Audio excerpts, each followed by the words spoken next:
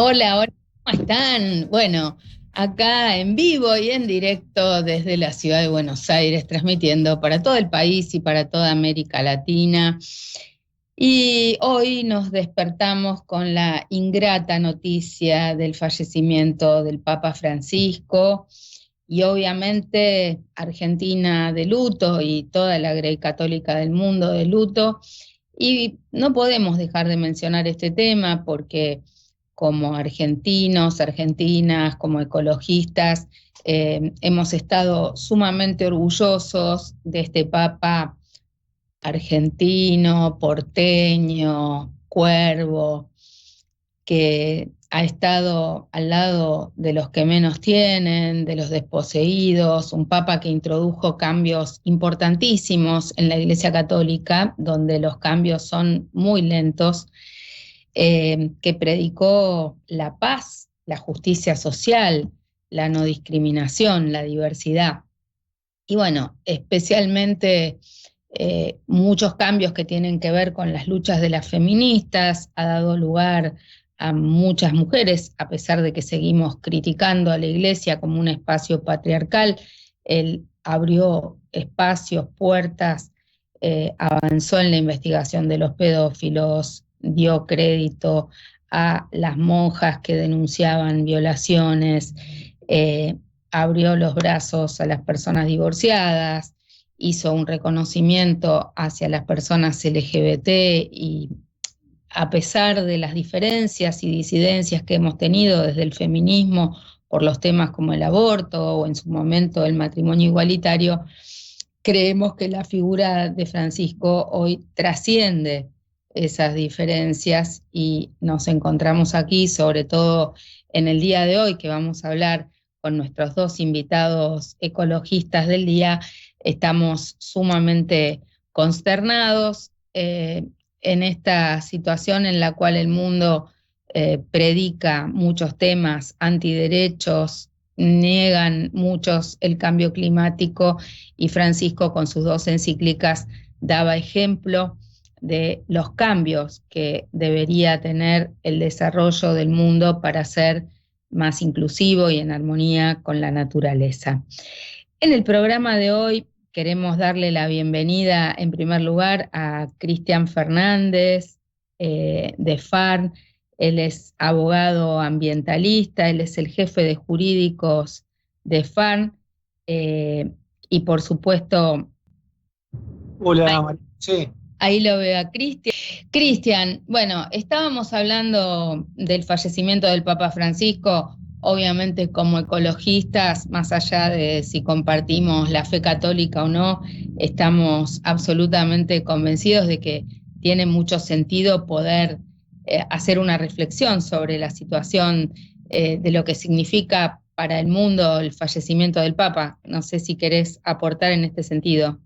Sí, totalmente, José. Creo que bueno, lo que fue la encíclica Laudato Si fue muy importante. Recuerdo haber utilizado como con argumentos jurídicos en diferentes escritos en algunas demandas, con lo cual creo que ahí marcó algo muy importante el Papa, ¿no? Un mensaje político, ambiental, de mucha potencia mundial. Hablaba de la Casa Común, ¿no es cierto? Esa encíclica, la anterior no la leí tan en profundidad, no podría opinar mucho, pero estuve viendo hoy un artículo que salió en el tiempo Pausa, escrito por Valeria Berros, que es muy recomendable, donde trata justamente las dos encíclicas papales que se refiere al ambiente. Y bueno, la verdad que lo que más conozco del Papa y lo que más me interesa destacar es que obviamente un saludo para todo el que profesa la religión y que bueno, sienten la pérdida del Papa, ¿no? Por otro lado, bueno, también hablando de temas de actualidad, no quiero dejar pasar de que hoy quienes integramos el cuerpo colegiado en la causa Mendoza, en tu caso desde FARN, en nuestro caso desde la Asociación Ciudadana por los Derechos Humanos, junto con el CEL, junto con la Asociación de Vecinos de La Boca y la gente de la Defensoría Pública, hemos presentado ante la Comisión Interamericana de Derechos Humanos una petición y un pedido de medidas cautelares por la situación de la cuenca Matanza-Riachuelo. Recordemos que la Corte Suprema de Justicia de la Nación sacó un fallo dando por cerrada esta causa y que nosotros como cuerpo colegiado nos presentamos pidiendo un recurso in extremis para que la causa no se cerrara. Pero no sé si podés comentar brevemente esta petición que acabamos de presentar.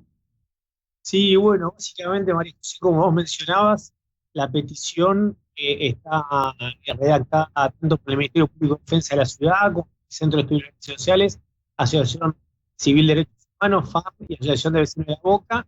Y lo interesante de la petición es que estamos pivoteando con diferentes estándares de derechos humanos, de derechos ambientales, desde el derecho al ambiente, derecho a respirar aire limpio, derecho al agua, derecho humano, todo tema de contaminación ambiental, todo tema de cómo afecta la contaminación del ambiente de los niños, como en sangre.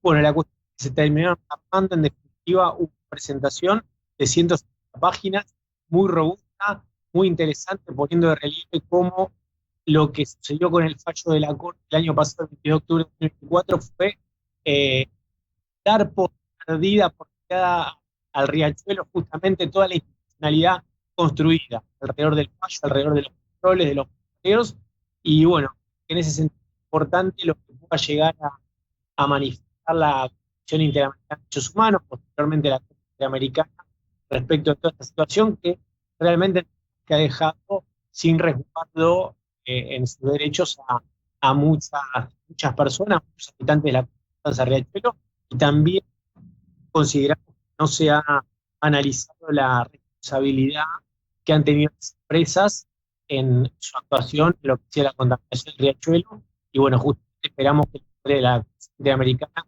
marque los estándares de diligencia que las empresas tienen que tener a los derechos. Bueno, vamos a ver qué pasa. Estos son tiempos largos de los de la Corte Interamericana de Derechos Humanos y además, bueno, seguramente vamos a estar ampliando, vamos a ver, vamos a estar ampliando en estas semanas después de las noticias estas del Papa, donde vamos a poder extender un poco más la información sobre nuestra presentación. Si podés sintetizarnos qué es el Acuerdo de Escazú, por qué es tan importante para el acceso a la justicia, el derecho a la información y para defensores y defensoras ambientales. Bueno, fundamentalmente el Acuerdo de Escazú es un tratado regional basado en los tres accesos, ¿no? El acceso a la información pública ambiental, el acceso a la participación social y el acceso a la justicia ambiental. Estas cuestiones fundamentales para profundizar la democracia, profundizar son los derechos ambientales, y a estos tres accesos se suma la protección a los defensores ambientales, a los defensores de derechos humanos en asuntos ambientales. Así lo denomina el artículo 9 de la Convención de Escazú, que justamente viene a propiciar un entorno seguro para que los defensores, las defensoras de derechos humanos en asuntos ambientales puedan defender la biosfera, defender el clima, defender el ambiente, defender los ecosistemas y los territorios sin temor a represalias en su salud, en su vida, que puedan fundamentalmente hacer lo que todos tenemos derecho a hacer, ¿no? Defender el ambiente, defender nuestro territorio, nuestro planeta. Con lo cual, bueno, es un acuerdo muy importante, es un acuerdo joven, es un acuerdo que empezó a ratificarse por varios países a partir del año 2021, y bueno, sigue caminando paso a paso para que distintos países lo continúen ratificando. Eso es un resumen de lo que es el Acuerdo de Escazú y de su importancia. En la reunión del Foro de Defensores, o sea, el Acuerdo de Escazú crea distintos órganos. Uno de los órganos es los representantes del público, otro es el espacio del Foro de Defensores y Defensoras, y otro es el espacio del Comité de Aplicación. ¿Nos podrías contar un poquito más, Cristian, de estos tres ámbitos y cuál es el sentido del Foro de Defensores y Defensoras? Bueno, arranco por el final, María José. El foro de defensores, el sentido en este caso particular de esta reunión que estuvimos en San Cristóbal y Nieves, que tuvo lugar del 7 al 10 de abril, justamente era poner en consideración lo que es el programa de implementación del plan de acción de defensores. El plan de acción fue votado, fue aprobado, mejor dicho, durante la COP de Escazú, la conferencia de las partes que tuvo lugar hace un año. Hace un año aproximadamente estábamos en Chile, en lo que fue la COP3 de Escazú, donde se aprobó el plan de acción de defensores. Y bueno, una vez que se aprueba este plan regional de defensores, ahora lo que se estaba debatiendo, de lo que se mostraba cómo la participación que se dio se reflejó en el foro, justamente este programa de implementación de cómo este plan de acción regional va a empezar a hacer camino en diferentes países. Eso es un poco el foro, tiene diferencia de lo que es la conferencia de las partes, que tiene eventos paralelos y demás, no tiene tanta participación del público, sin embargo este año se llamó un Action Hub, la posibilidad de un espacio dinámico para que las organizaciones, la sociedad civil, las personas puedan exponer diferentes iniciativas, y bueno, en ese sentido estuvimos ahí de Argentina exponiendo el observatorio de implementación de la Punta de Escazú, que estamos armando, construyendo entre diferentes organizaciones de la sociedad civil y la academia, con lo cual celebramos ese espacio, nos parece muy interesante. Y bueno, después también está, se celebra en los años, en este caso impares, el foro de defensores, y en los años pares la conferencia de las partes, la COP de Escazú, que es donde justamente se adoptan decisiones. Posiblemente en la COP del año que viene, no sabemos todavía dónde será, ojalá sea en Colombia, seguramente se pueda llegar a votar lo que es el programa de implementación del plan de acción de defensores. Y me perdí de alguna otra pregunta que hiciste ahí. Contanos un poco, ¿en qué consiste este plan? ¿Quiénes lo elaboraron? ¿Hace cuánto tiempo? ¿Qué avances hubo en esta reunión en la que participamos en Saint Kitts? ¿Sobre qué temas? ¿Por qué era tan importante esta reunión? Bueno, el programa de implementación lo elabora la CEPAL, y lo que hizo fue ponerlo en consideración del público. El público pudo enviar recomendaciones, observaciones a todo lo que es el programa de implementación del plan de acción, y en ese sentido, también, bueno, el foro se permitió a través de diferentes espacios, como fue, bueno, vos estuviste ahí conversando y liderando todo el tema de la universalización de la perspectiva de género, que ahora podemos invertir roles, y te pregunto yo, para que cuentes un poco sobre esas mesas, pero también hubo algunos espacios como son talleres sobre la justicia, de seguridad informática, donde son todas cuestiones que también hacen a la tarea de los defensores, ¿no? Si un defensor es perseguido finalmente, se le inician cosas judiciales, bueno, ¿cómo se puede responder frente a eso? Fue una de las cuestiones que se debatió en el taller de acceso a la justicia. ¿Qué instrumentos existen a través de fiscalía, a través de abogados, a través de asesorías, para justamente proteger a los defensores? Y también, bueno, de seguridad informática, bueno, analizar cómo estamos muchas veces expuestos a través de la computadora, con información sensible, ¿no? Y bueno, cómo intentar cerrarlo. Pero bueno, ahí invertimos los roles, y ahora te consulto yo sobre la perspectiva de género. Sí, bueno, obviamente la reunión fue muy importante porque era la primera vez que se hacía en un país del Caribe. Recordemos que Saint Kitts and Nevis es uno de los países impulsores del Acuerdo de Escazú. Estas islas del Caribe tienen bastantes problemas y sobre todo con el cambio climático, necesidades y urgencias inminentes. Y era muy importante integrar a un país del Caribe también, poder hacer una reunión allí, a pesar de las dificultades que tuvimos para llegar hasta ahí, los costos, etcétera. Y por supuesto, uno de los temas que nos llevaron a participar fervorosamente era que estamos discutiendo una de las últimas resoluciones que se tomó en la última COP, que es la necesidad de transversalizar la perspectiva de género en todas las instancias del Acuerdo de Escazú.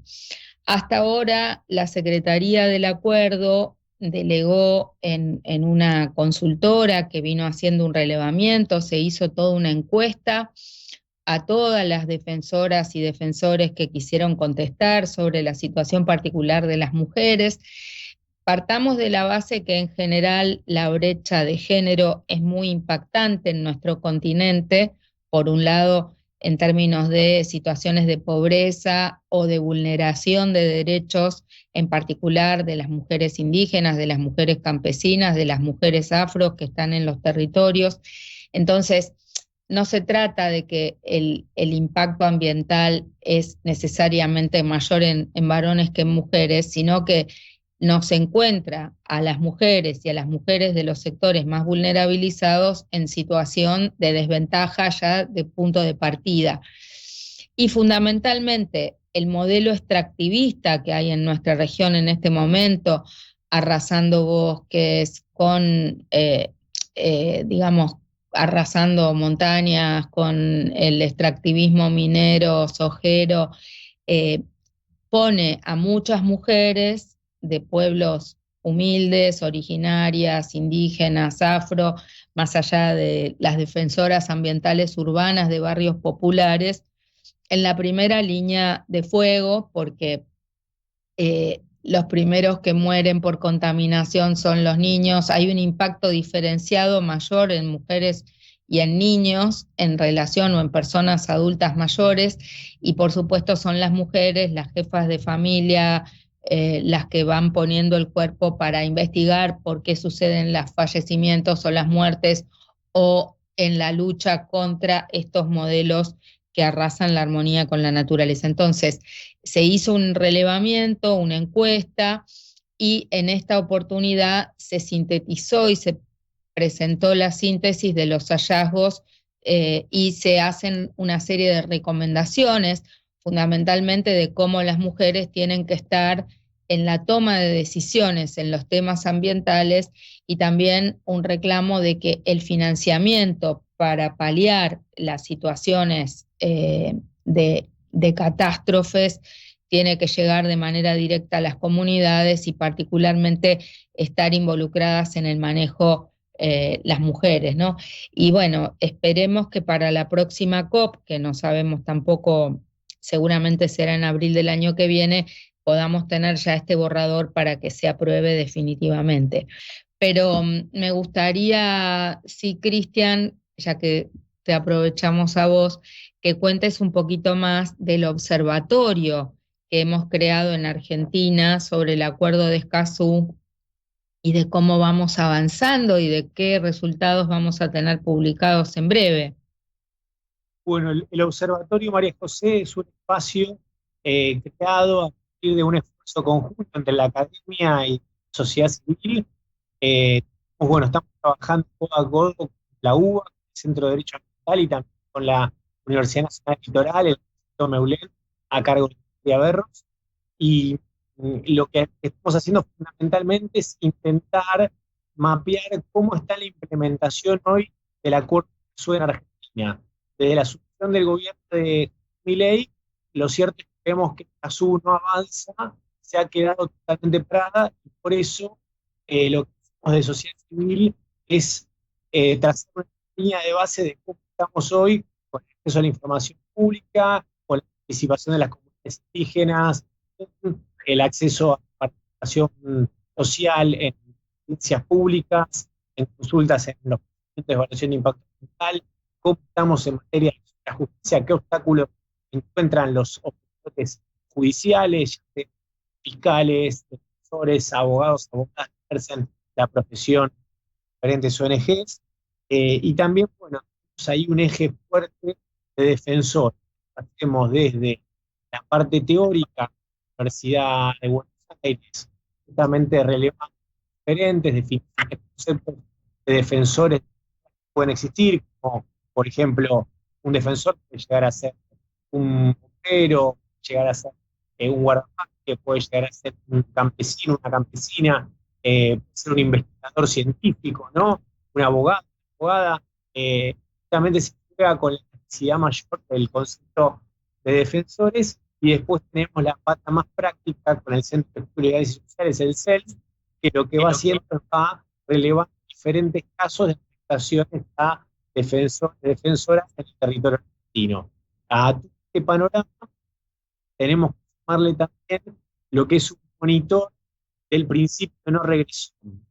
Lo que hace el equipo de la Comisión Nacional Electoral fundamentalmente es revisar el boletín oficial todos los días y ver qué normas que se publican pueden implicar un retroceso o una regresión para los derechos humanos, los derechos ambientales comunicados. Y lo que va haciendo es armando un sistema a partir de eso. Con lo cual, hoy tenemos diferentes informes elaborados por, bueno, vos María José, elaboraste desde la Asociación Civil de Derechos Humanos el tema de la transversalización de la perspectiva de género.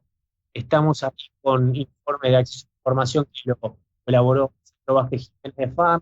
El tema de participación lo trabajó mucho el CEPA a través de Florencia Gómez, la justicia Ariel Genese, participación indígena Silvina Ramírez, cuestión de participación en la evaluación ambiental de Tania González, tenemos ahí bien el CELS para jugar María José Financio, trabajar todo lo que son las afectaciones a defensores del territorio, Delfina Plambeck, el Curcio, Micaela lo que hicieron fue mapear estos conceptos de defensores, y bueno, el proyecto con Valeria Ross, Leandro Franco, María Galancini y Gastón Michi Colombo, lo que hicieron fundamentalmente fue hacer este monitor del principio de regresión. Todos estos informes hoy están en edición, se están revisando y están por ser publicados, esperamos tenerlos publicados en junio, julio de este año más tardar, con lo cual muy ansiosos por esa publicación, porque realmente son muy buenos los informes, de mucha calidad, y que nos van a ayudar a entender dónde estamos parados hoy en materia de implementación de casos en Argentina.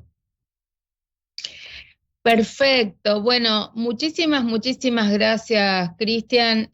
Entonces, vamos a seguir charlando sobre el acuerdo de Escazú y los avances. No queríamos dejar pasar esta oportunidad para charlar contigo, pero por supuesto, cuando tengamos el informe publicado, vamos a estar volviendo a hablar, y también vamos a ir ampliando a medida que tengamos noticias ante la Corte Interamericana de Derechos Humanos de la causa de la cuenca Matanza-Riachuelo. Para nosotros ha sido una decisión grave e importante litigar contra el Estado argentino, que no fue fácil, ni sencilla, ni gratificante de tomarla, pero la falta de respuesta de la Corte ante nuestro recurso in extremis nos llevó a tomar esta decisión, que es parte del trabajo que hacemos quienes estamos intentando defender el ambiente y el derecho al ambiente de todos y todas, sobre todo de las personas que están en las situaciones de mayor